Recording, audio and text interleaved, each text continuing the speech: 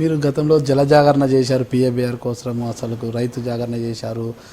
ఇలాంటి దీక్షలు జాగరణలు చేస్తూనే ఉంటారు. అయితే పయ్యావుల కేశవ్ ఈ గాలిమరల విషయంలో అంతగా పర్సంటేజీల కోసం ఏదీస్తుంటే ఒక ఎమ్మెల్యేగా మీరు వాళ్ళని ఔత్సాహికులైన కాంట్రాక్టర్లను సర్దుబాటు చేయడానికి మీరు ఎలాంటి సపోర్ట్ చేయగలుగుతున్నారు వాళ్ళని?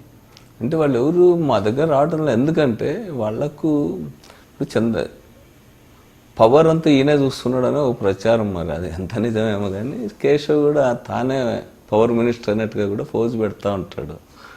వాళ్ళంతా కూడా కేశవ్కి గవర్నమెంట్కి వ్యతిరేకంగా వ్యాపారస్తులు, వాళ్ళంతా ప్రైవేట్ వాళ్ళంతా కూడా కేశవ్కో గవర్నమెంట్కి వ్యతిరేకంగా మా దగ్గరకు వస్తారనేటువంటి అవకాశం లేదు వాళ్ళకి, ఆ అవసరం కూడా వాళ్ళకు ఉండదు. అందుకనే వాళ్ళు ఏదో గవర్నమెంట్ ప్రైవేట్ కాంట్రాక్టర్స్ వాళ్ళ పద్ధతుల్లో వ్యాపారం చేసుకుంటారు తప్ప పెద్ద మా దగ్గరకు వచ్చి అదంతా కూడా వాళ్ళు చెయ్యరు జనరల్గానే.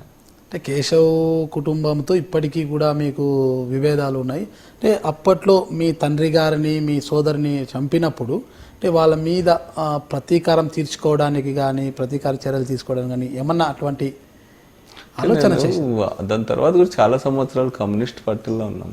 జనరల్గా అప్పట్లో మేము కమ్యూనిస్ట్ పార్టీల్లో అట్లా ప్రతీకారం తీర్చుకునేది ఇట్లాంటి దానికి అవకాశం ఉండేది కాదు. అట్లా నేను ఎందుకంటే జిల్లా సెక్రటరీగా కూడా ఉన్నా, అట్లాంటివి పెద్ద కమ్యూనిస్ట్ పార్టీల్లో ప్రోత్సహించే వాళ్ళు కాదు అట్లాంటివన్నీ.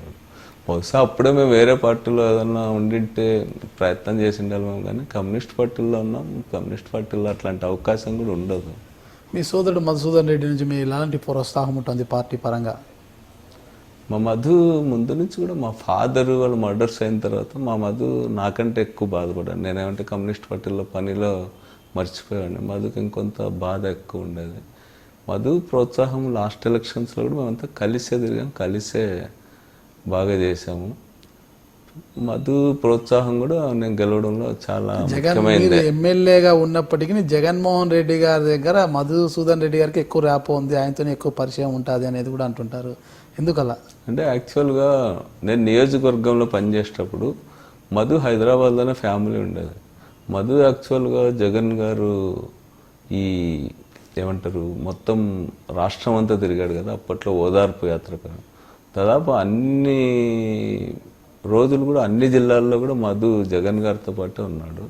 జగన్ గారు వెన్నంటే ఉన్నాడు. జగన్ గారి దగ్గర ఉన్న గార్డ్స్ వాళ్ళు కూడా అందరు కూడా మధునే ఎక్కువ ప్రేమించేవారు. నన్ను గుర్తుపట్టేవాళ్ళు కాదు, మధుని చూసి మధు వాళ్ళు అన్నని చెప్పి పంపించారు.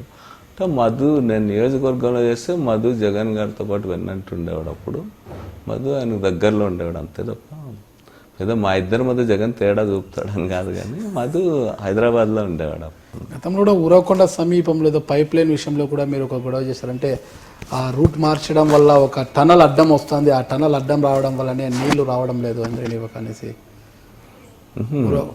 కొనుకొండల దగ్గర అక్కడ అప్పట్లో రైతులు చాలామంది, కొనుకొండల పెద్ద విలేజ్, మా నియోజకవర్గంలో ఉరవకొండ తర్వాత పెద్ద విలేజ్,